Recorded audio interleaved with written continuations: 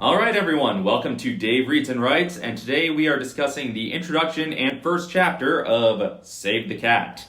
So I admit I'm approaching this book with a bit of skepticism. Blake Snyder has sold many screenplays over the years, but only 2 were ever produced, and neither of them are what I would call good movies. And maybe we can't place the blame entirely on him for that, but it still feels weird to be taking advice from a guy who has never made a movie that I like. So my skepticism is probably causing me to read the introduction more cynically than I should, but I can't help it. In the introduction, while he's listing his credentials, that he came up in the entertainment industry, sold many screenplays, worked with Spielberg and everybody, consciously, I know that he's just making the case that he's worth listening to, even though most people at the time had never heard of him. But it just really reads as self-aggrandizing to me in a way that I find off-putting. And again, I know that's my bias going in. It's a perfectly reasonable thing to do to list your credentials in the introduction, but what can I say? It read off to me. I also thought it was very funny on page Roman numeral 13 of the introduction. It says, I personally don't want a career teaching screenplay writing courses. I just want to pass along what I know. And that was funny to me because teaching screenwriting is the only reason anyone knows his name. So again, with my biases, it reads as false humility. But that's more on me than on the book. So he talks about how even big blockbusters don't always follow the rules of storytelling. And he blames, bad box office on lack of Save the Cat scenes. He particularly calls out Tomb Raider, The Cradle of Life, or Lara Croft 2, as he keeps calling it. And he thinks it wasn't a hit because he doesn't find Lara Croft to be a likable lead. Even though it wasn't exactly a flop, but whatever, I'm not going to go to bat for Cradle of Life. I just think his criticism of other films' characters, I just think I'd take them more seriously if his lead characters didn't include the freaking kid from Blank Check. So the introduction did not do much to change my preconceptions about the book, but then we move on to chapter 1, which is all about log lines. Basically saying that before you start writing, you need to know first and foremost what your film is about, which is fair. I've meandered on several attempted scripts by not really having a sense of what it was about. He talks about the things a logline must have. The first thing he lists is irony, and on page 6, his 2 examples of ironic loglines are: Die Hard, a cop comes to LA to visit his estranged wife and her office building is taken over by terrorists. And Pretty Woman, a businessman falls in love with a hooker he hires to be his date for the weekend. So I don't believe he's using the word irony correctly, but neither does anyone else, so I'll let his more colloquial use of irony slide. I get the gist of what he's saying, even though there really needs to be a better word for it than irony. He later refers to it as something unexpected, and he calls it the hook, and those are more accurate, but not as catchy a descriptor, so isn't that ironic? Seriously, is it? Answer my question. I don't even know what irony means anymore. He also says that a logline needs to paint a compelling mental picture. It needs to give a sense of the expected audience and cost of the film, and a sense of the premise potential.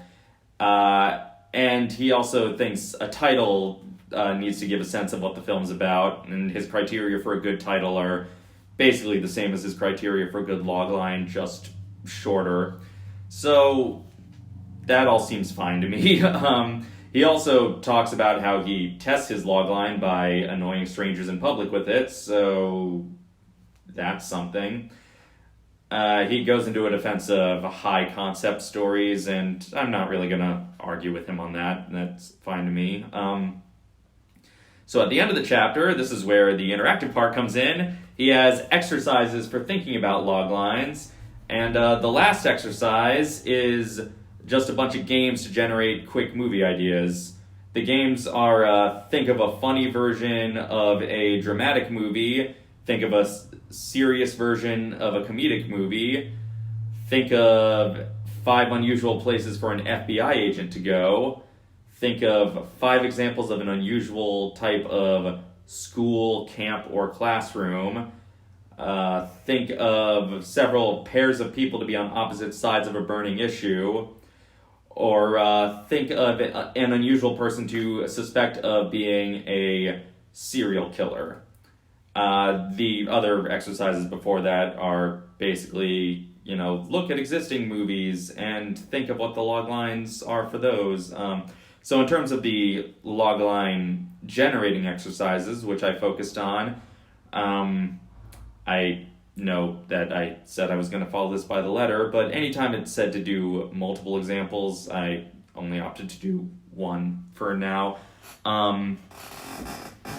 So for funny drama, I just, for all of these, I just thought of the first idea that came to my mind for each of these, because my goal here is to be a faster writer, not to write my magnum opus necessarily.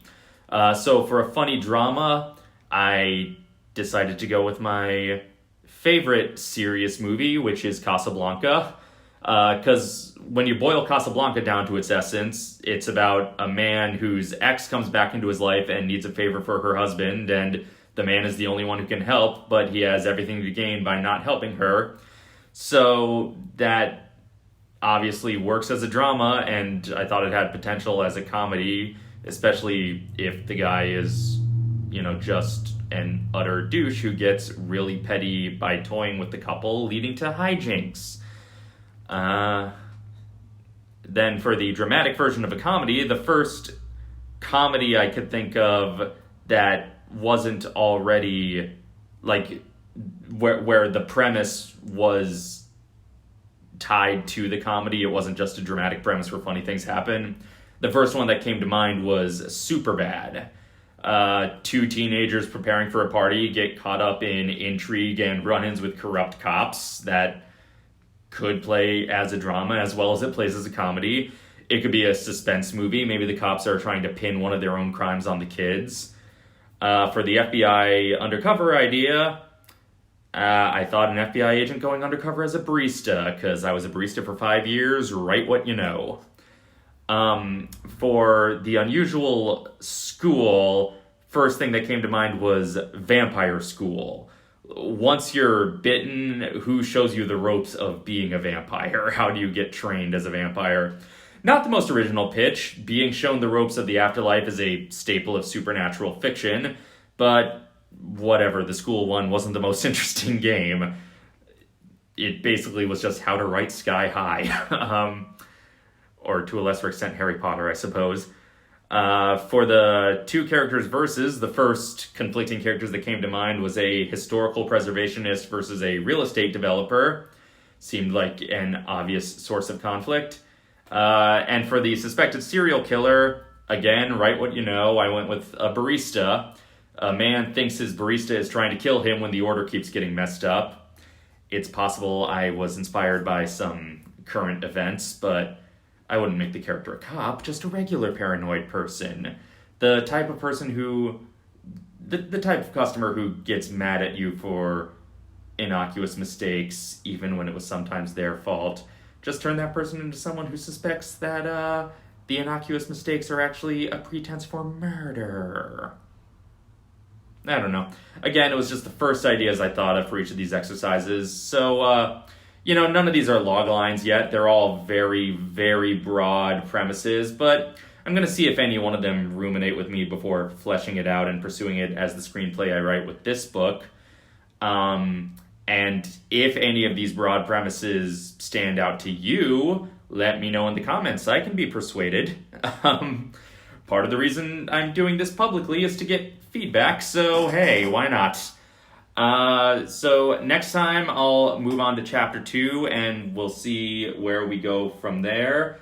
And I'll also flesh out whichever idea I commit to into a log line. So that will probably be tomorrow, maybe within the next few days. Who knows? I'm still figuring out the ropes of doing this. There's not going to be commitment to a schedule. I'm fitting this around the rest of my life. So I'll see ya when I see ya. And until then, this is Dave signing off.